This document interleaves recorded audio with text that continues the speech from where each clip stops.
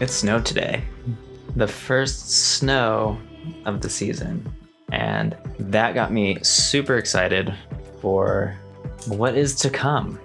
Yeah, like what the season's gonna bring. As I've said in previous videos, that my main passion when it comes to photography and video is the winter season, and what that all entails is winter sports, the weather, the holidays, all that. So very exciting, very excited.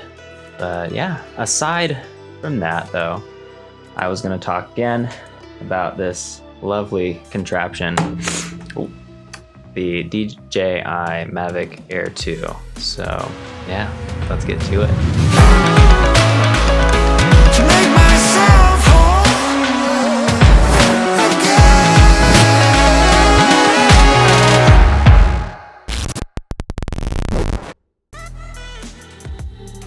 Okay, so I've had this drone for a little over a year now. Wow, yeah, a little over a year.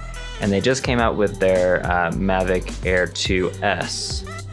Now, I haven't been able to get my hands on one, nor am I sure I want to upgrade just yet, because I still haven't even unlocked the full capabilities of this drone. I love the way that it handles. It's a very simple piece of technology, honestly. And there's just a lot of other features that are a part of it that I haven't even used. I typically tend to just use it for video, and I normally just have it on the normal mode, not even sport mode or tripod or whatever it is. I've used it a few times. I've used the hyperlapse like once or twice, and besides switching between 4K and 1080p, I usually use the 4K wide at 24 frames. And then we're gonna take a couple of looks at this and see if we can spot a difference between the 4K 24, 4K 60, 1080 24, and 1080 60.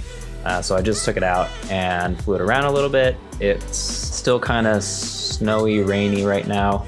And I had the 16 ND filter on there. It should have helped with the settings because I have it on automatic settings. So it's just gonna be constantly adjusting everything to the lighting situation. There are ways for you to set shutter and ISO and your aperture, but I don't feel like doing that. So I think the one thing I wish this thing could do was stay in the air a little longer. Granted, because I've had these batteries for a while, I should probably invest in maybe like 6 more versus just continuously cycling out the 3 that I have. I've also used the active track a couple times, and it's a hit or miss with me. It kind of works, but for the most part, I would rather just be focused on the controller and on the subject, because I'm not normally filming myself with the drone, so I don't really need the active track. But why don't we take a quick look at some of the footage that we have here. So 1080 to 24, you can tell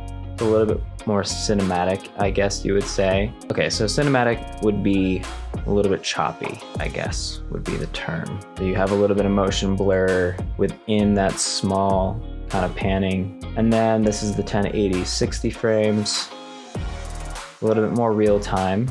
Now the one thing that was really interesting, I just updated the firmware on here.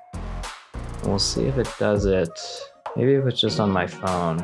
It was really strange. While I was shooting 4K at 24 and at 60, while I was watching it live on my phone, there was like some bubbling happening. So I don't know if that's like normal.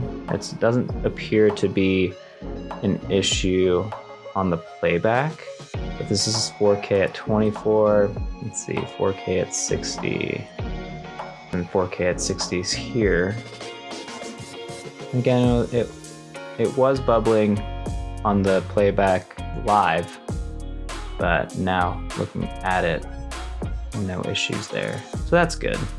Yeah, see if you can spot a difference between the two resolutions. If we were to blow it up, you'd have more crisp lines as you continue to crop with the 4K. But if you're using the full frame of what you've captured, it's pretty difficult to tell, like whenever you're moving. So I think in this situation, I was just in normal mode for all 4 frame rates. And you know, it goes fast enough in that mode to where it will keep up with your subject. So if you're following a car and you're high enough, it's not going to really make much of a difference. And you can zoom in, which is really cool. And it still has a pretty solid picture when you do that. But yeah, I don't know if I would upgrade at the moment. Unless they came out with something that was just like absolutely revolutionary, totally different. I haven't gotten to play around with the entirety of this drone, nor have I even looked at the Air 2S and all the specs that comes with, just because technology is constantly upgrading so fast, it's insane. So I'll probably hold on to this boy for at least another year, get to play around with it a little bit more and figure it out, truly figure it out. Yeah, I think this thing has a lot of life left.